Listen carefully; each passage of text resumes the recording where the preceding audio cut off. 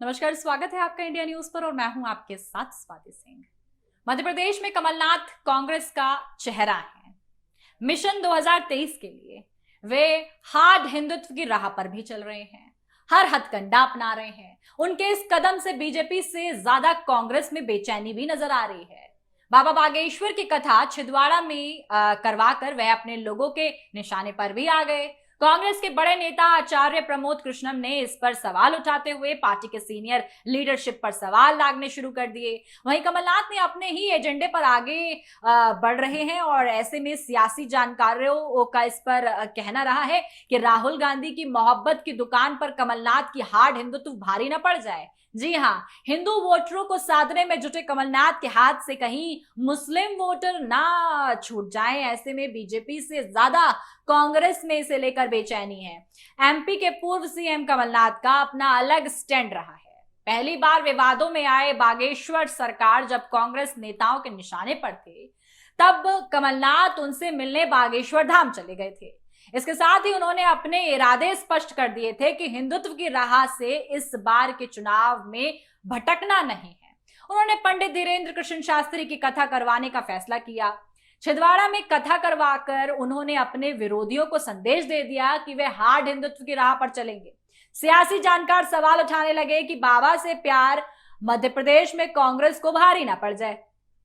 मध्य प्रदेश में बागेश्वर सरकार की कथा, छिंदवाड़ा में कमलनाथ हिंदू वोटरों के साथ साथ आदिवासियों को भी साधने की कोशिश है। उन्होंने मंच से कहा है कि आदिवासी गौरव दिवस के उपलक्ष्य में राम कथा का आयोजन किया गया है। साथ ही हार्डकोर हिंदू वोटरों को भी बाबा ने साधने की लगातार कोशिश कर दी। कमलनाथ ने मंच से कहा कि मैं हिंदू हूं। उन्होंने कहा कि मैं गर्व से कह रहा हूं कि मैं हिंदू हूं। इसके साथ ही बागेश्वर सरकार को फिर से छिंदवाड़ा आने का न्योता दिया गया। वहीं कमलनाथ के कदम से कांग्रेस में खलबली मच गई।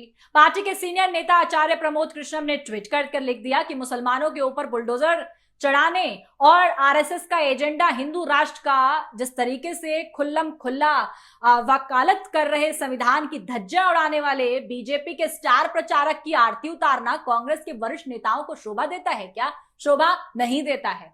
आज रो रही होगी गांधी जी की आत्मा और तड़प रहे होंगे पंडित नेहरू और भगत सिंह, लेकिन सेकुलरिज्म के ध्वज वाहक जयराम रमेश और दिग्विजय और मल्लिकार्जुन खड़गे सब खामोश हैं। इसके साथ ही उन्होंने राहुल गांधी और प्रियंका गांधी को भी टैग किया।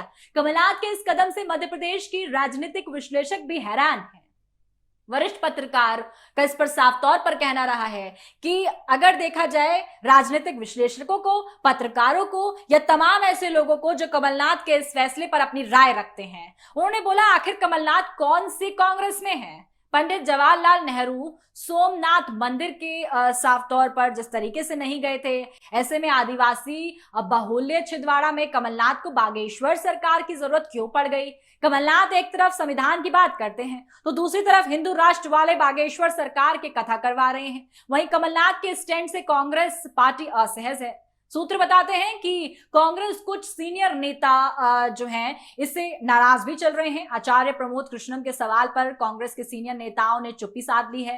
सियासी जानकार कहते हैं कि कमलनाथ का यह रूप राज जिस तरीके से नजर आ रहा है और राहुल गांधी की मोहब्बत की दुकान पर भारी भी पड़ सकता है, क्योंकि बागेश्वर सरकार लगातार मुसलमानों को लेकर टिप्पणी करते हैं। ऐसे में कांग्रेस एक तरफ अगर हिंदू वोटर्स को साधने के लिए ये कथा करवा रही है और धीरेन्द्र शास्त्री को सराखों पर रख रही है, लेकिन दूसरी ओर उनके और जो वोटर्स हैं वो ना खिसक जाएं। एक तरफ कमलनाथ अपनी भक्ति वाला रूप राजनीति में लेकर आ रहे हैं, लेकिन दूसरी ओर अपनी ही पार्टी में बगावत का सामना भी करने को मिल रहा है। ऐसे में कमलनाथ के ये फैसले क्या कमलनाथ पर भारी पड़ जाएंगे? क्या इसका भुगतान अब राहुल गांधी को करना पड़ेगा? क्या उनकी अब तक की हुई मेहनत पर पानी फिर जाएगा? तमाम अपडेट के लिए आप हमारे साथ बने रहें और देखते रहें इंडिया न्यूज। धन्यवाद।